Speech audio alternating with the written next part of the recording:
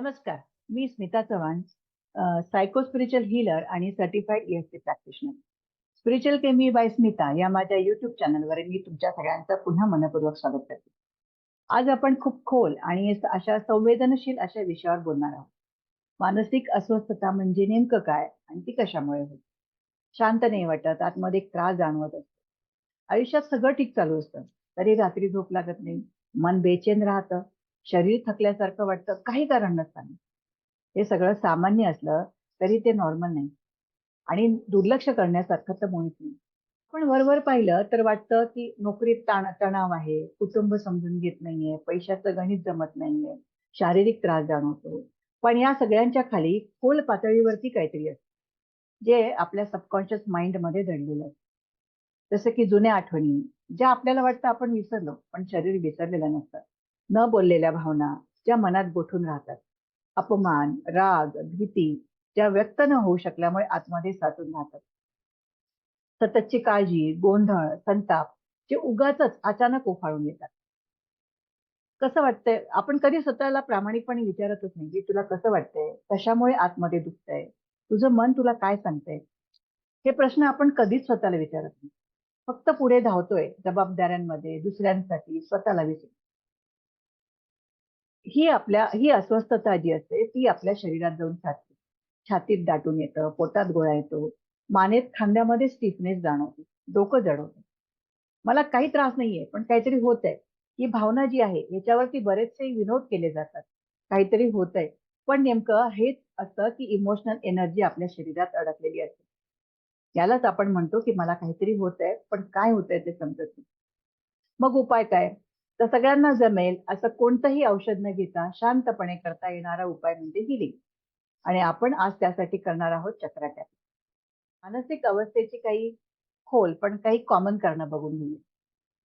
भावना व्यक्त न करता आतमध्ये साठवत राहणं. जसं की माझं काहीच महत्व नाहीये. माझा राग मी कोणाला सांगू? का मला सगळे समजून घेत नाहीयेत? या भावना मनातच राहतात, व्यक्त न होता. आणि मग एक आतमध्ये बेचैनी आणि एक गोंधळ जमा व्हायला लागतो. सतत भीती, कारण सापडत नाही. काहीतरी चुकतंय, सगळं बरोबर होईल ना? पुढे काय होईल? ही सततची भीती बऱ्याचदा आपल्या नकळत बालपणात झालेल्या एखाद्या घटनांमुळे साठलेली असते.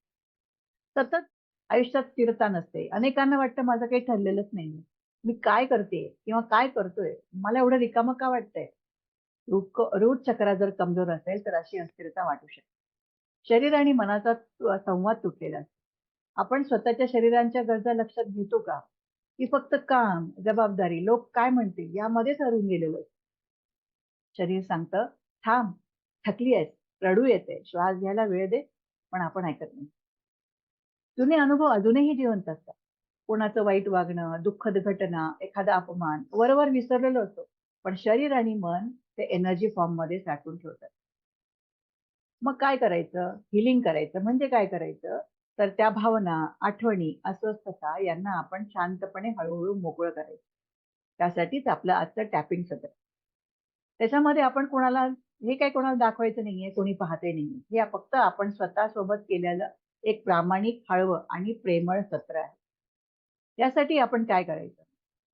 आणि हे काही जबरदस्ती किंवा धार्मिक नाहीये. हे केवळ आपल्या स्वतःच्या मनाशी, शरीराशी आणि भावनांशी प्रेमाने संवाद साधण्याचं एक साधन आहे. तर त्यासाठी काय करायचं? एक शांत जागा शोधा. तिथे तुम्ही काही मिनिटं स्वतःसोबत राहू शकता. हे टॅपिंग करत असताना डोळे बंद ठेवायचे आणि माझ्या आवाजामागे मनाने आणि शरीराने जायचं आहे. आणि मी जेव्हा टॅपिंग करताना जिथे हात ठेवायला सांगेल त्या ठिकाणी हात ठेवायचा आहे. तेही इतकं महत्वाचं नाहीये, आपल्या भावना महत्वाच्या. आता मी म्हणेल त्याप्रमाणे तुम्ही हलक्या आवाजात किंवा मनात माझ्या मागे म्हणायचं. आपल्या हनुवटीच्या खाली टॅपिंग करत-करत म्हणायचं आहे, "मी सुरक्षित आहे.